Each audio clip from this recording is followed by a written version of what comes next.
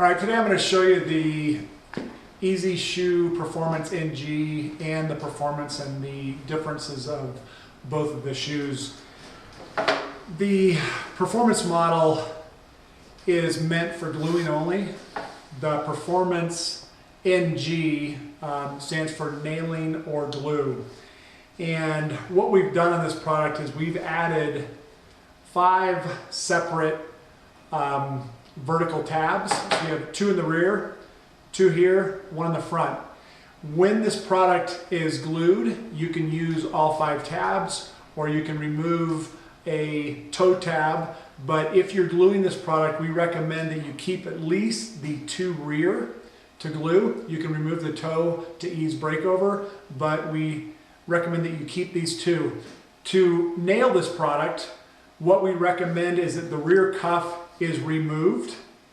And when the rear cuff is removed, we have a spacer system that's then used in the back of the shoe to set the space of the heels. So when the shoe is used for nailing, what we recommend is you take a pair of cutoffs,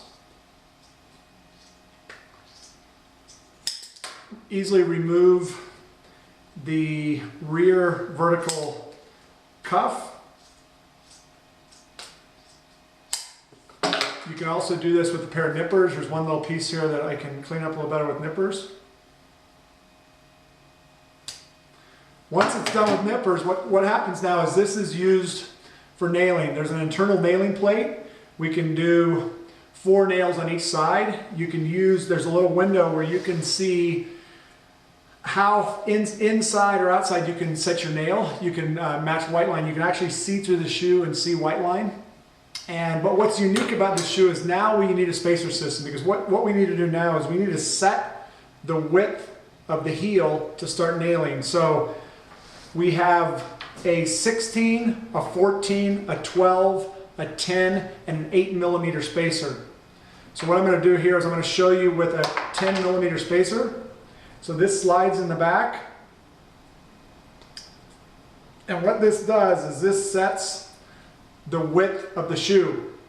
Once the width of the shoe is set and you're happy with this, how this sets on a horse's foot for width, then you can start nailing.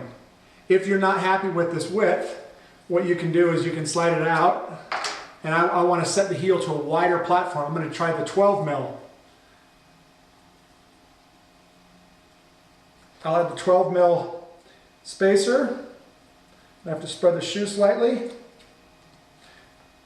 Once the spacer's in, now I've opened up the heel a little bit more. Now this sets better on the hoof.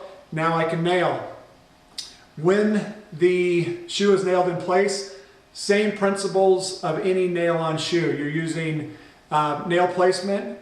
You can come back in when you're done. You can remove a toe clip. You can remove side clips with nailing, but we recommend that you either keep a toe clip or both the side clips.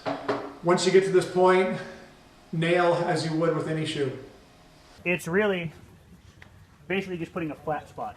Yeah. But if you come back to this side and look at the depth to the wall, it's a less than I think a lot of us would roll this.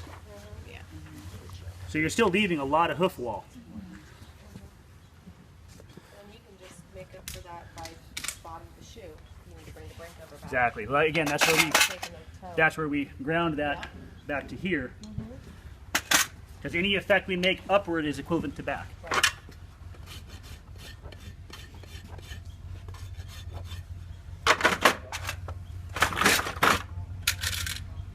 Hey Pete. Yeah. You want Clint?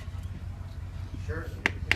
And you know what's nice about these shoes is they do wear down as the horse moves, and Well, the breakover goes that's down actually naturally. this is actually a really good point that I really like. Is I don't know about everybody else, but most of my horses don't grow out very symmetrically over the course of the shoeing. Most horses grow, generally a longer lateral toe, less inside heel. To me, that's the most common front end thing I see. The cool thing about this is you could actually, at 3 weeks, when you're now seeking out a little bit more imbalance, you could come in here and rasp that down and modify that foot, modify the shoe for how the foot is now grown. So you don't need to take the shoe off to modify it.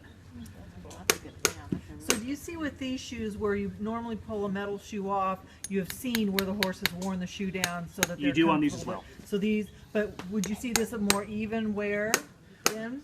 Or it's about the same? To be honest, it just depends on the horse. Okay. This horse tends to grow a lot more heel. So he already doesn't fit the normal mode of most horses that I see anyway. I think, Right. you know, what Daisy sees.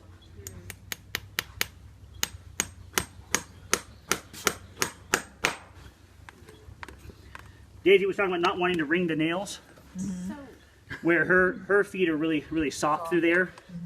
This guy can more than amply take the strain of that.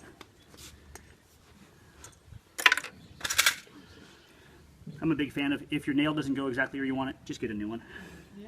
Rather than, So, Ernest, are you finding you have to use any tools for seating the head? no, because, and you can feel that as I get down here, this nail is actually proud. After we've ground that whole surface down,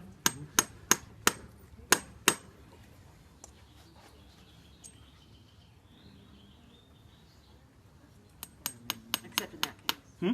I said except in that case, you used it. yeah, because it was where I wanted, it just wasn't at the angle.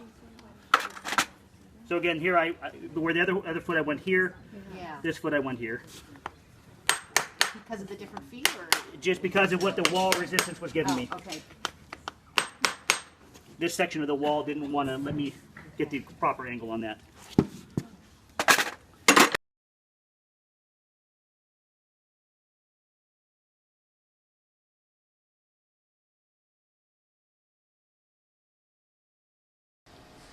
So another unique feature with the shoe is that if this mechanism is too much for a horse, what we can do is we can actually take a spacer and we can leave this in during the shoeing cycle, or we can add a bigger spacer at week 2 in the shoeing cycle, or week 4. So this spacer system, if this was on a foot, this can go in and out during the shoeing cycle. And if we want to keep it in during the cycle, what we want to do is put it in, and then it accepts a self-tapping screw. Put 2 screws in. There's your first one. And we can do this while this is nailed or glued to the foot.